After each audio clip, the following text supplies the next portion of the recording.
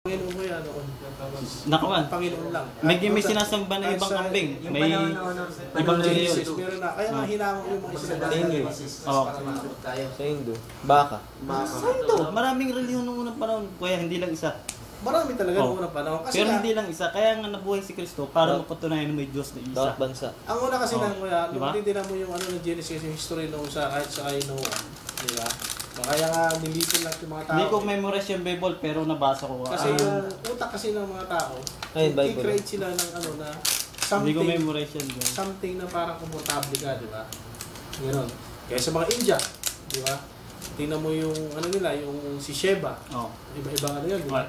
Pero creation ng utak mo yun, kuya. Yun na nga eh. Pero kung ano ng Panginoon, hindi Parang ito yun. gano'n na rin yung situasan. Kaya nga tinuturuan tayo eh, sa Bible eh. Sinabi mo na rin yung imahe ng Diyos sa Katoliko creation na rin ng tao.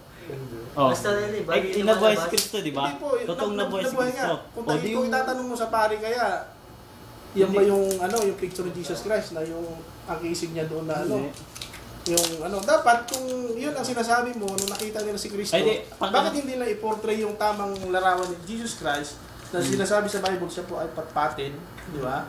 Yung totoo at ipaniwala mo sa kanila na ito po si Jesus Christ, tapos sabi mo nga, nagkatawang tao.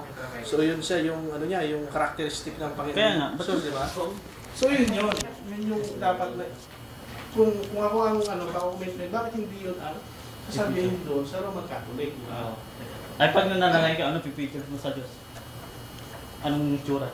Pag-picture sa Panginoon? Siyempre yung Panginoon yun, kuya. Hindi, Ganito wala ko siyang mukha kaya. Ganito yun, kuya. Wala ko siyang mukha kaya. Lumalabas talagang karnal eh, no? Lumalabas talagang ano eh.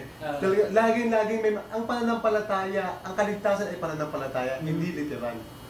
Ang kaligtasan, for example, ano bang pagkakalala natin sa Panginoon sa Kristo? Yung Diyos ba sinasabi, tulad kanina, sinasabi ko na, yung mahalaga ba yung itsura?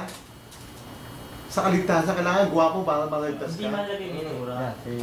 Kahit nawala itong katawang ito, ang ipinakita ng Panginoon dito hindi yung itsura niya. Kaya nga nung Old Testament, ang Diyos Ama, hindi sila nagpapakita sa mukha eh. Pero ang ginawa ng Panginoong Jesucristo, hindi yung itsura niya ang pinapakita niya rin eh, yung gawa niya.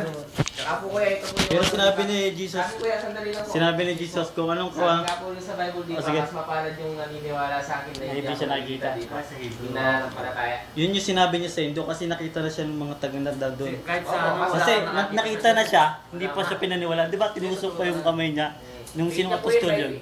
Makikita mo yung Diyos sa kapwa-tao mo. Di ba tinanong siya nung isang apostol niya, ano ba huwag ang itsura ng Diyos Ama? Meron ng konting Hindi. Di ba po tinanong siya, anong itsura ng Diyos Ama? Tinanong si Jesus. Nasa Biblia, hindi ko lang alam kung anong verse. Sabi ni Ang Jesus, sabi niya, kung anong kawangis ng Ama, siyang kawangis ko. O, di ba? malinaw. O, bago. Ibig sabihin doon, Tandaan nyo, ang Diyos Ama ay nasa akin at ako ay nasa Kanya. Di ba? O, ibig sabihin ng o, Panginoong Jesucristo doon, kuya, o.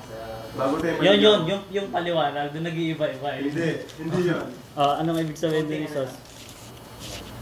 Ang point ng Panginoong Jesucristo, yung gawa niya, halintulad ng Diyos Ama.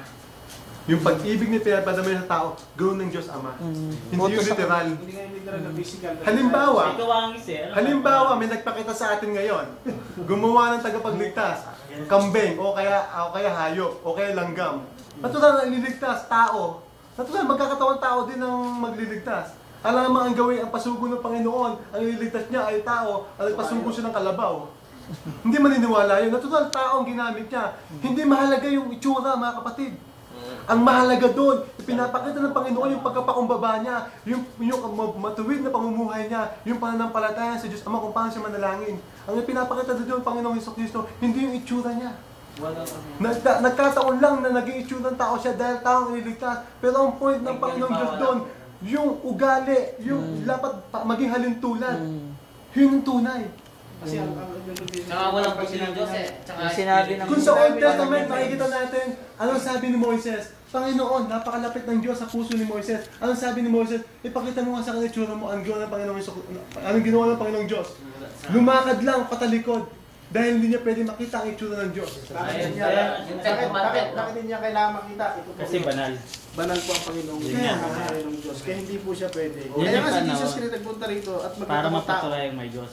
para po maramdaman Maramdaman niya kung ano ba yung tao. Kasi ang Panginoon po hindi niya mararamdaman yung nararamdaman ng tao kasi Panginoon siya eh. Kumbaga siya yung may-ari sa'yo eh. Di ba? Basta sa nakita ko doon, kaya hindi ang ano ng Panginoon doon, hindi yung itsura niya makita.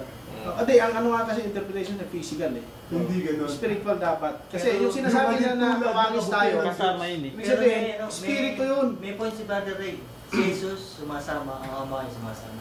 Oo, tama yun. Totoo yun. Pero Ang point may doon, nasa niya at ang ang anak point ay doon, nasa niya. ang hinahalin tulad ng Panginoon, ang sino man nakakita sa akin ay nakakita sa Ama. Ah, di ba? Ang Diyos